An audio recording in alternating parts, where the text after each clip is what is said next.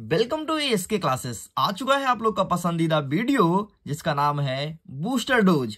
आपको पता है, चाहे आपके स्कूल में set number AI, BI, CI या फिर D या फिर E और F कोई भी सेट हो, अगर तुम इस बूस्टर डोज को पढ़ के जाते हो डेफिनेटली एग्जाम में बूस्टअप देखने को मिलेगा। और आप सबको तो पता ही है ना कि बूस्टर डोज कितना इंपॉर्टेंट होता है आपके एग्जाम पॉइंट ऑफ व्यू से। लेकिन एक चीज ध्यान रखिएगा, इस बूस्टर डोज में मैं क्या क्या लेकर के नहीं आया हूं, सबसे पहले ये क्लियर कर देता हूं।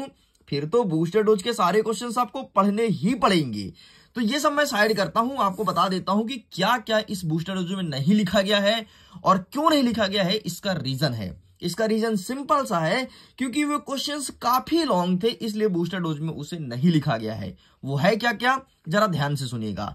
सबसे पहले मैं कोई भी अपठित गद्यांश लेकर के नहीं आया हूं, तो कोई भी अपठित गद्यांश देखने को मिलेगा जो कि बहुत इजी होता है। सिंपल सा, आप इसे पढ़ो और वहीं पर प्रश्न है उसका उत्तर दो, इसलिए बूस्टर डोज में ये सम्मिलित नहीं किया गया है। इसके अलावा जो आपका काव्यांश रहता है, ठीक है, काव्यांश जिसका संदर्भ प्रसंग अर्थ लिखना होता है, तो वो लेकर के नहीं आया हूं और गद्यांश लेकर के नहीं आया हूं। ये बूस्टर डोज में आपको देखने को नहीं मिलेगा, ठीक है। तो अपठित आपका बोध या फिर अपठित पद्यांश और काव्यांश और जिसका संदर्भ प्रसंग अर्थ लिखना होता है वो लेकर के नहीं आया हूं। इसके बाद बूस्टर डोज में जितने भी बड़े प्रकार के प्रश्न हैं, जो बहुत लंबे चौड़े प्रश्न रहते हैं, उन प्रश्न का समावेशन नहीं किया गया है। बाकी सब कुछ है बूस्टर डोज में।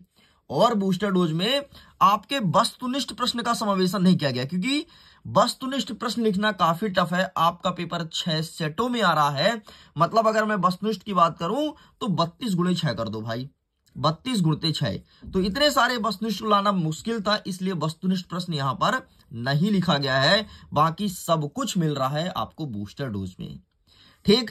तो चलो अब जो जो मिल रहा है वो देख लेते हैं। मतलब आपके 80 नंबर के पेपर में लगभग 20 नंबर का प्रश्न यहां पर नहीं लिखा गया है, बाकी सब कुछ लिखा गया है। आसानी से आप अपने पेपर को क्रैक कर पाएंगे, क्योंकि आ चुका है बूस्टर डोज।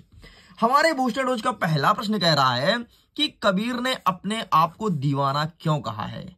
यह प्रश्न आपको देखने को मिलेगा आपके एग्जाम में। नेक्स्ट कहता है, मीरा कृष्ण की उपासना किस रूप में करती है, वह रूप कैसा है। यह प्रश्न देखने को मिलेगा। आगे बढ़ते हैं। पिता के व्यक्तित्व की विशेषता जानिए कि पिता का व्यक्तित्व कैसा होता है, मतलब पिता होते कैसे हैं। आप देखोगे कि एक पिता नारियल की तरह होता है, जो कि बाहर से अत्यंत कठोर होगा लेकिन अंदर से बहुत नरम होता है। नेक्स्ट हमारे एग्जाम में देखने को मिलेगा, भक्ति काल को हिंदी साहित्य का स्वर्ण युग क्यों कहा जाता है। आपके सभी सेटों के लिए यहां पर क्वेश्चन लिखा गया है, तो प्लीज अच्छे से प्रिपेयर कर लेना। कहीं ऐसा ना हो कि बूस्टर डोज आने के बाद भी तुमने प्रिपेयर नहीं किया, तो फिर भाई तुमको रोना पड़ सकता है। आगे बढ़ते हैं। रीतिकाल की विशेषता बताइए या फिर छायावाद की विशेषता बताइए। ध्यान रखिएगा, रीतिकाल कुछ जगह आएगा, कुछ सेटों में आएगा छायावादी, और कुछ सेटों में तो नई कविता भी पूछ लिया है। तो ले भाई, तेरे सारे सेटों के क्वेश्चंस आ चुके हैं। नेक्स्ट आगे बढ़ते हैं।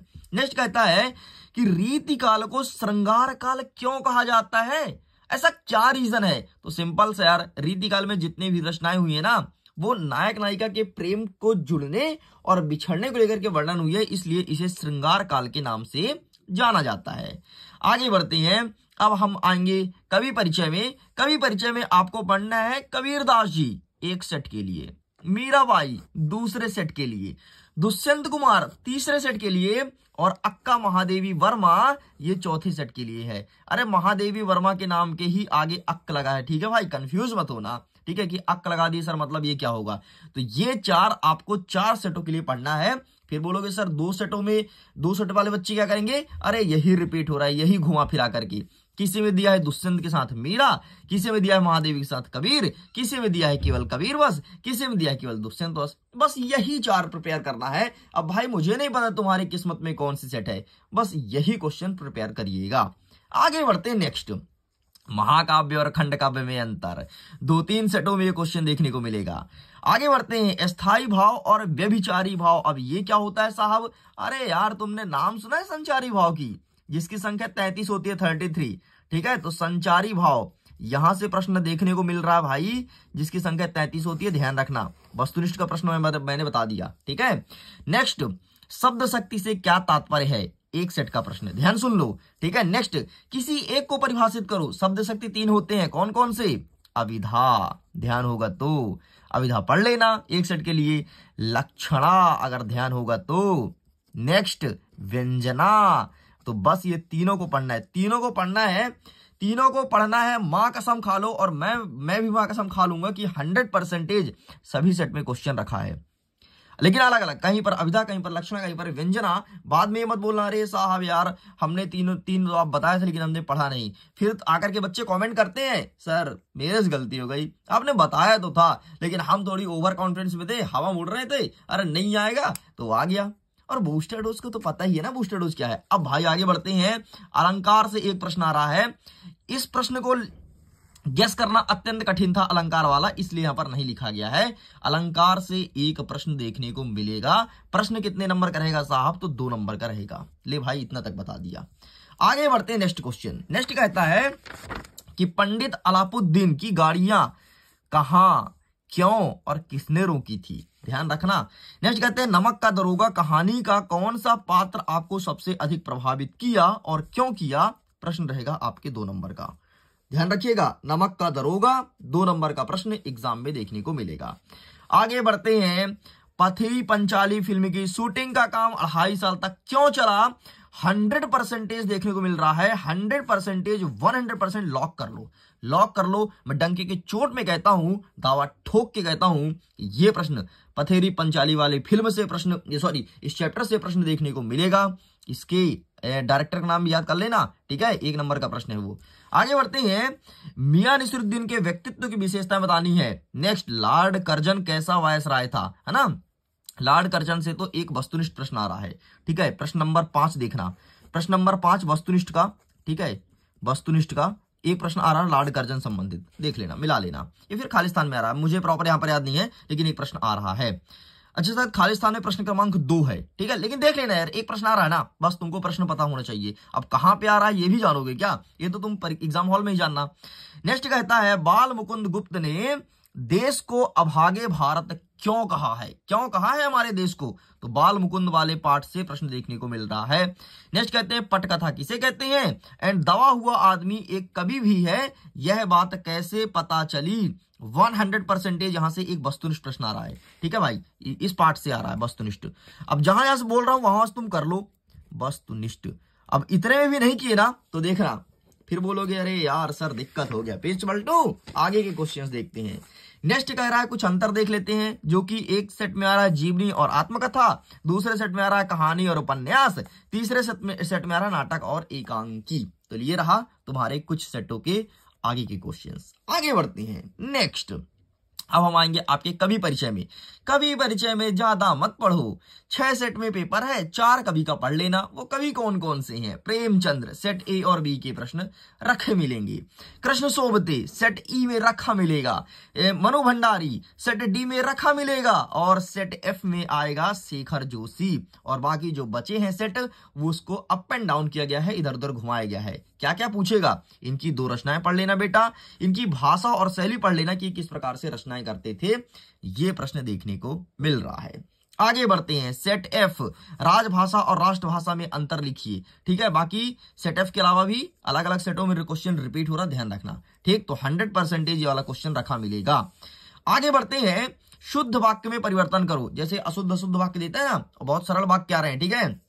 अब यहां पर भाई 6 सेट बन रहा है, तो एक सेट में 3 शुद्ध वाक्य आ रहा है, तो 6 दूनी 12 36 18 प्रश्न टोटल शुद्ध वाक्य से बन रहा है ना।